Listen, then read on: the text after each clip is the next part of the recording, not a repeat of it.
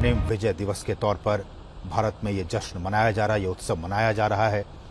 और साथ ही साथ भारत के साथ बांग्लादेश में भी ये जश्न मनाया जा रहा है, जहां हमारे राष्ट्रपति, हिंदुस्तान के राष्ट्रपति रामनाथ कोविंद वहां पे इस स्वर्ण जयंती समारोह में शामिल इस वक्त हो रहे हैं।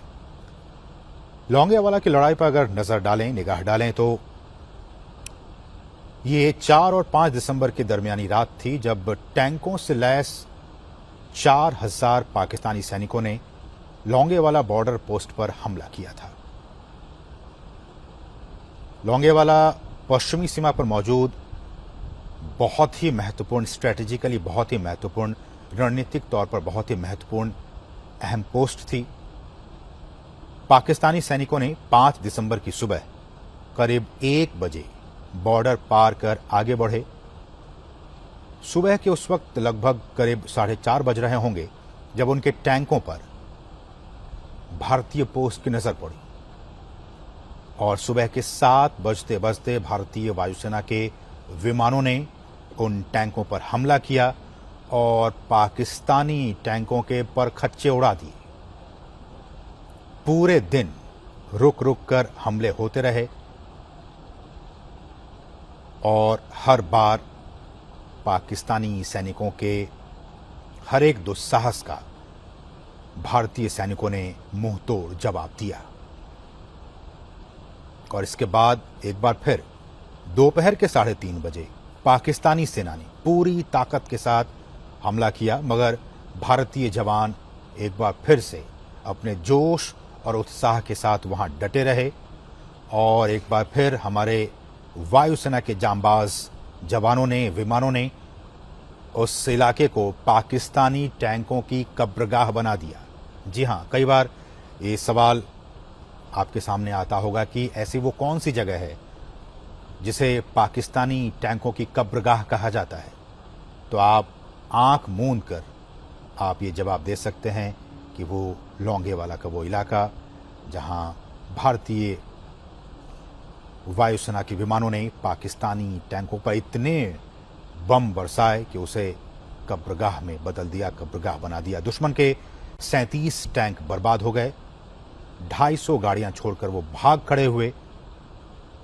और इसके बाद 5 से 6 दिसंबर की रात को भारतीय सैनिकों ने दबाव भी बढ़ाया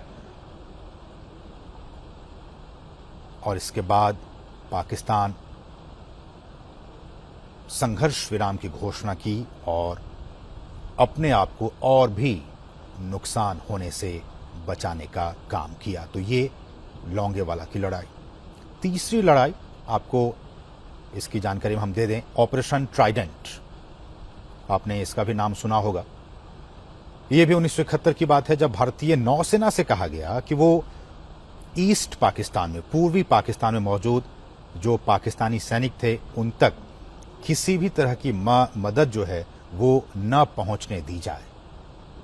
वो इस तरह की कार्रवाई करे कि ईस्ट पाकिस्तान में जो पाकिस्तानी सेना के जो लोग मौजूद हैं उन तक कोई भी मदद ना पहुंचने पाए। और इसके लिए कराची बंदरगाह पर मौजूद पाकिस्तानी नौसेना के मुख्यालय का रास्ता रोकना था। यह बहुत ही महत्वपूर्ण काम था। 3 दिसंबर को क्या हुआ? 3 दिसंबर को यह हुआ कि भारतीय नौसेना ने बॉम्बे से दीव तक का, दीव आप समझ सकते हैं हमारे पश्चिमी छोर पे है, बॉम्बे से दीव तक का सफर तय किया।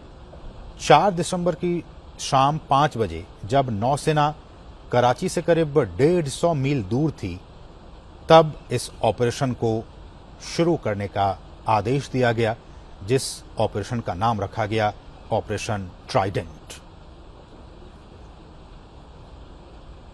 ये आदेश दिया गया शाम के 5 बजे और धीरे धीरे जब रात गहरी होने लगी, रात का अंधेरा, भारत की मिसाइल उन नावों के जरिए, उन बोट्स के जरिए तेजी से कराची, पाकिस्तान के कराची की ओर बढ़ने लगी और वहां से मिसाइलें छोड़ दी। पाकिस्तानी कुछ समझ पाते उससे पहले ही मिसाइलें दागी जा चुकी थीं।